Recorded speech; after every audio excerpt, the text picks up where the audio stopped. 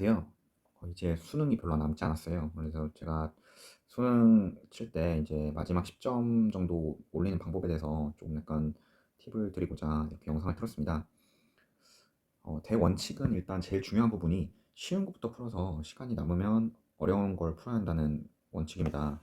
그래서 제일 실수하는 게 잘 나와야 한다는 생각 때문에, 예컨대 1등급 90점 이상 맞아야 한다는 생각 때문에 이제 문제를 계속 꼼꼼하게 보는 문제가 있는데, 그게 중요한 게 아니라 평소 자기 실력대로 확보할 수 있는 점수, 예컨대 80점 정도인 거죠. 이걸 먼저 확보하고 시간을 남겨서 어려운 문제를 남들보다 더 맞으면 된다는 생각으로 임하시기 바랍니다. 이건 모든 시험에도 해당하는 상황이라고 할 수 있습니다. 국어에 대해서 좀 약간 하고 싶은 말이 있는데요. 수능 시험장 때 뭐 다들 많이 알고 계시긴 할 텐데, 예비 지문으로 예열을 하면은 좀 더 감이 살아날 수 있습니다. 그리고 화작하고 언매는 남들이랑 비슷한 속도로 맞춘다는 생각으로 임하시면, 특히 뭐 급등 하강 등 반대되는 선택지를 중심적으로 보면은 이제 답이 나옵니다. 이제 시나 이런 소설 문제에서 많이 그런 경향이 있습니다.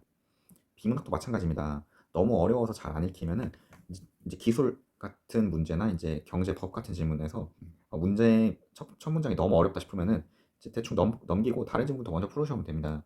그래서 이제 잘 읽혀서 쉬운 부분은 약간 빠르게 읽고 어려운 부분은 따로 표시를 하면서 읽으시면 훨씬 좋습니다. 그리고 국어는 시간이 없으면은 확실하게 답이 나오면 넘어가시는 게 좋습니다. 다음 이제 예시를 보죠. 인간의 본성에 관한 서로 다른 두 관점이 있다. 이런 것은 좀 약간 예상이 되는 질문입니다. 종교적인 인간관계에 따르면, 그리고 반면 유물론적 인간관계에 따르면, 이렇게 구분을 하면서 읽어주면 되는 지문이니까 잘 이제 이해하는 선에서 정리하고 이제 문제를 풀면 되는 지문 유형입니다. 반면 이런 지문을 보면, 메타버스는 초월이라는 의미의 메타와 세계를 뜻하는 유니버스의 합성으로서 현실 세계와 가상 공간이 적극적으로 상호작용하는 공간을 의미한다. 감각 전달 장치는 메타버스 속에서 사용자를 대신하는 아바타가 보고 만지는 것으로 설정된 감각을 사용자에게 전달하는 장치이다. 사용자는 이를 통하여 가상 공간을 현실감 있게 체험하면서 메타버스에 몰입하게 된다. 그러니까 이런 정의로 이루어진 대표적으로 기술 지문 같은 경우에는 기억을 좀 많이 해야 돼요. 그리고 정리를 많이 해야 하는 지문이니까 상대적으로 좀 이제 문단을 잘 정리하기가 어렵습니다. 그래서 이제 본인이 이해한 바를 표시를 하고, 이제 어느 정도 잘 이해가 안 되는 부분은 표시하고 이제 문제 풀면서 이제 왔다 갔다 하는 부분들이 좀 필요한 지문이라고 할 수 있습니다.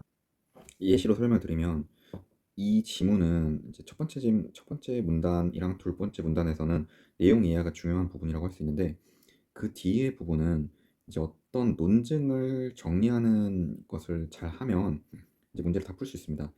이런 경우에는 경중을 잘 따져서 해야 합니다. 그래서 예컨대 이제 보시면 비판이 나오는데, 비판이 나오는데 이 비판 내용 중에 선결정 과정을 고려할 때 결론을 받아들여야 하지만 무작위 과정을 고려할 때 결론을 받아들일 필요가 없다. 따라서 반주의적 논증의 결론을 받아들일 필요가 없다고 주장한다. 라고 하면서 이 두 개의 차이점을 잘 이해를 해야 합니다. 사실 이거는 이제 바로 읽었을 때 이해하기 쉽지는 않습니다. 이제 계속 이제 정리를 해야 하는 거죠. 그리고 자유의지의 산물이 닿기 위해서 충족돼야 한다. 이 조건을 잘 정리하는 게 중요하죠. 선택의 주체가 되어야 하고 선결정되지 않아야 한다. 그런데 선결정되어 있다면 둘째 조건과 충돌된다. 선결정 과정에 고려할 때 결론인 우리에게 자유지가 없다는 받아들여야 한다. 생뚱맞게 이런 내용들이 나오긴 합니다. 그리고 이제 요 무유물론적인 인간관이 바로 나옵니다. 갑자기 뭔가 되게 논리적인 지문은 아닌데 이게 딱딱딱 떨어지는, 이렇게 문단이 따로따로 노는 지문이라고 할 수 있습니다. 이런 지문일수록 이제 첫 번째 문단과 두 번째 문단에서 이해한 것과 별개로 이제 어려운 지문 내용에 대해서는 이제 반복적으로 이제 문제를 왔다 갔다 하면서 이제 의도를 파악할 필요가 있습니다. 그 12번이 비교적 좀 어려운 문제라고 볼 수 있는데, 반자유의지 논증이 무작위 가정을 고려할 때 결론은 받아들일 필요가 없다. 이렇게 나오는데 이 내용은 사실 앞부분에 나옵니다. 반 반자유의지 논증의 결론을 받아들일 필요가 없다고 주장한다. 같은 말이죠. 그 이유가 나옵니다. 첫째, 둘째. 그런데 둘째 조건과 충돌한다. 이 니은의 이유는 문단에 나와 있습니다. 어떤 선택이 무작위로 일어나는 것이라 하더라도 그 선택의 주체는 나일 수 있다. 그래서 주체는 나일 수 있다는 거죠. 유물론적 인간관계에 따르면 갑이 딸기 우유를 선택했다는 것은 선택 시점에 갑의 뇌에 신경 사건이 발생했다는 것을 의미한다. 갑의 이러한 신경 사건이 이전 사건들의 선결정되지 않은 것으로 가정해보자. 이런 가정 아래서도 갑은 그 선택의 주체일 수 있다. 왜냐하면 이 가정은 선택 시점 발생한 뇌의 신경사건으로서 갑이 딸 기호를 선택했다는 사실을 바꾸지 않기 때문이다. 성결정되지 않았다라는 걸 가정. 뭔가 좀 이렇게 막 잘 맞진 않지만 결국에는 이제 앞에서 말한 첫째, 둘째의 조건을 충족했다는 취지로 문단에 쓰였습니다. 그래서 결국에는 5번이 답인 거죠. 이런 문제는 뭔가 이 나머지 보기들이 이제 잘 맞진 않습니다. 이제 근데 잘 문단에서 의도하는 바를 파악해서 이제 제일 답이 될 만한 걸 바로 골라야 하고 나머지 거를 이제 제끼는 방식으로 푸는 거는 좀 상당히 어려워 보입니다. 이제 크게 말씀드리진 않겠고 이제 기본 실력이 중요하죠. 그래서 감 유지하고 쉬운 것부터 다 풀고 이제 깔끔하게 이제 풀이 정리하면서 푸는 게 중요하고요. 영어는 이제 따로 제가 말씀을 좀 드리겠습니다. 빈칸 같은 경우에는 선택지 보기 전에 주관식으로 생각해 보는 게 중요합니다. 그리고 이제 어려운 문제 같은 경우에는 첫 문장에 정답이 있는 경우가 많습니다.